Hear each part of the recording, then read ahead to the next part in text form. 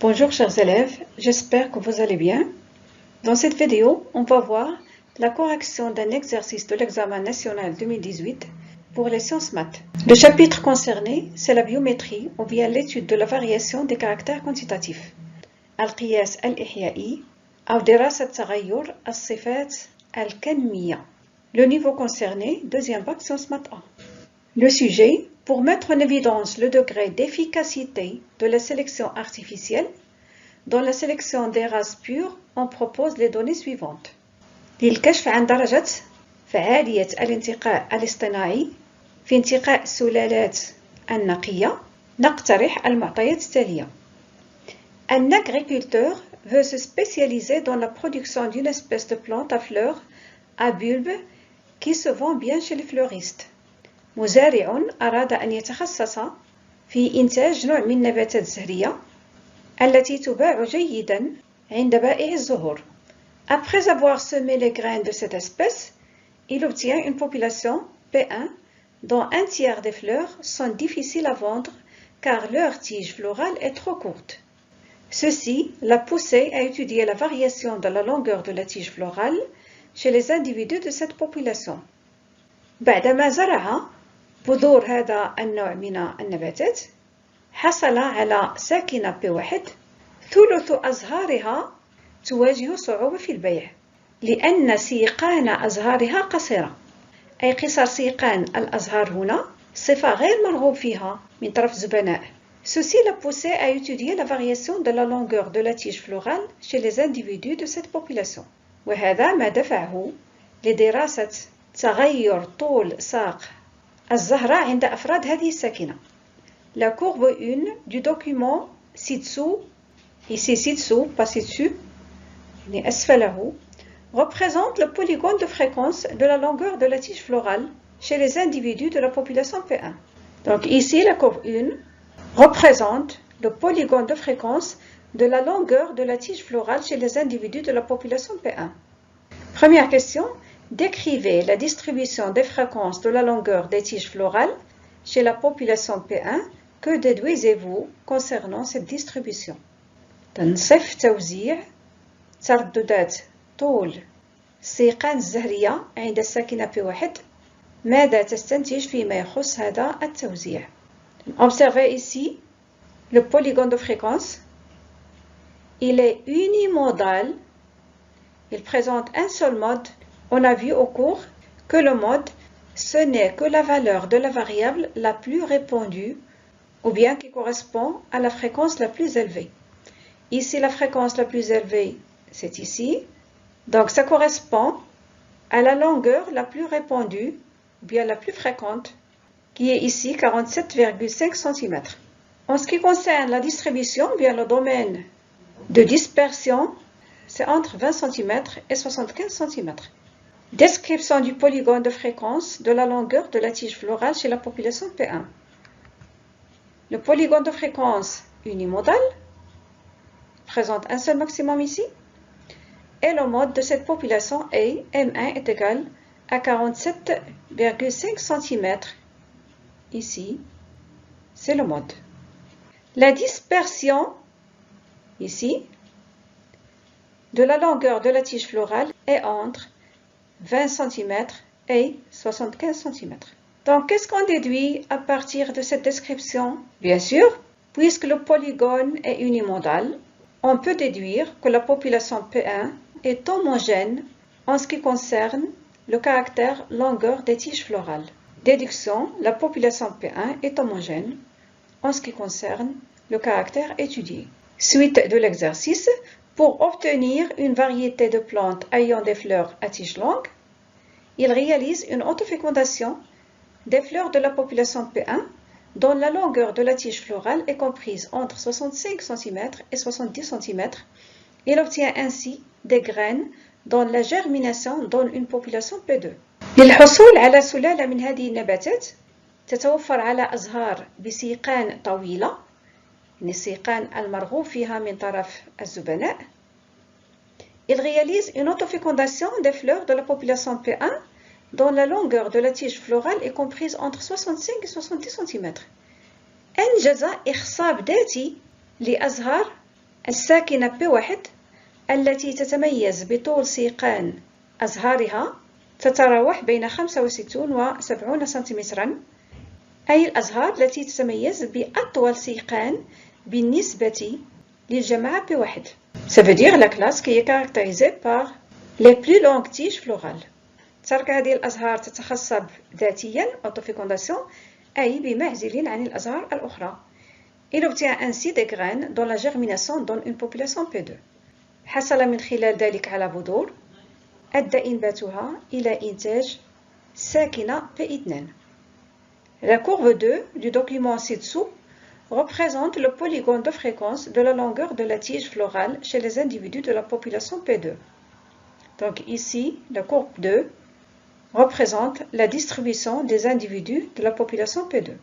Première question, décrivez la distribution des fréquences de la longueur des tiges florales chez la population P2. Que déduisez-vous en ce qui concerne la sélection pratiquée par l'agriculteur? On va commencer par la description de la distribution des fréquences de la longueur des tiges florales chez la population P2, ici. Donc, qu'est-ce que vous constatez? Aussi, on a une courbe ou bien un polygone de fréquence qui est unimodal, présente un seul mode. Et ce mode, ici on a la plus grande fréquence qui coïncide avec le mode ici, 68 cm. Donc, il s'agit d'une population qui est homogène, dont la distribution, comme vous constatez ici, varie de 40 cm à 90 cm. Donc, la description du polygone de fréquence de la longueur de la tige florale chez la population P2. Le polygone de fréquence est unimodal et le mode de cette population est M2 est égal à 68 cm, comme vous avez vu ici. La dispersion, la dispersion, ça veut dire le domaine de variation, de la longueur de la tige florale est entre 40 cm à 90 cm. La deuxième partie de la question, que déduisez-vous en ce qui concerne la sélection pratiquée par l'agriculteur? ماذا تستنتجون حول الانتقاء الذي أنجزه المزارع? Donc, on a vu dans le cours qu'il y a deux types de sélection. Il y a une sélection qui est efficace et une sélection qui est inefficace. Quand est-ce qu'on a parlé de sélection efficace? On a parlé de sélection efficace lorsqu'on obtient à partir d'une population donnée une autre population qui diffère de la première par la distribution et aussi par le mode. Dans ce cas, on dit que la sélection est efficace. الانتقاء فعال. إذا استطعنا انتقاء سلالة انطلاقا من سلالة أصلية تختلف عن السلالة الأصلية من حيث توزيع قيم المتغير وأيضا من حيث المنوال le mode. Et on parle de sélection inefficace, انتقاء غير فعال, lorsque la sélection donne une population qui ressemble à la population d'origine de point de vue distribution et aussi de point de vue mode. أما إذا حصلنا على سلالة تشبه السلالة الأصلية من حيث توزيع قيم متغيرها قيم المتغير المدروس وأيضا المنوال, هنا نتكلم عن انتقاء غير فعال, sélection inefficace. Donc d'après vous, la sélection qui a été effectuée ici dans la population P1 qui a donné la population P2, est-ce qu'elle a été efficace ou bien inefficace? Bien sûr, efficace. فعالة. Observez ici la distribution de la population 1 d'origine et observez ici la population 2, la population obtenue à partir de la sélection de la population 1. Bien sûr, ils sont différentes. La distribution de la population 1 varie de 20 cm à 75 cm, alors que la deuxième population, sa distribution varie de 40 cm à 90 cm. Même chose pour le mode. Pour la population 1, ça correspond à 48 cm, alors que pour la population 2, ça correspond à 68 cm. Ça veut dire que les fleurs de la population 2 ont des tiges beaucoup plus longues que celles de la population 1. Et donc, la sélection pratiquée a été efficace. Déduction, la sélection pratiquée par le producteur est efficace. فعالة et a permis d'obtenir une population homogène P2, puisque le polygone de fréquence est unimodal, caractérisé par des individus à tige florale plus longue تتميز بأزهار ذات قان أطول. إذن هنا المزارع حسن من جودة أزهاره من خلال هذا الانتقال en comparaison avec celle des individus de la population P1. Question suivante. Déterminez si les résultats obtenus après la sélection sont en accord avec votre déduction en réponse à la question 1. Qu'est-ce qu'on a vu comme réponse à la question 1? On a vu que la population 1, puisque son polygone de fréquence est unimodal, donc cette population est homogène. Mais après la sélection, dans cette population, qu'est-ce qu'on a constaté? On a obtenu une autre population P2 à partir de cette population P1, et la population P2 est différente de la population P1 par sa distribution et aussi par son mode. Qu'est-ce que ça veut dire? Ça veut dire que la population 1 n'est pas homogène, elle est hétérogène, puisqu'elle contient au moins deux races, la race d'origine et la race P2 qu'on a pu sélectionner. تنتبهتم هنا؟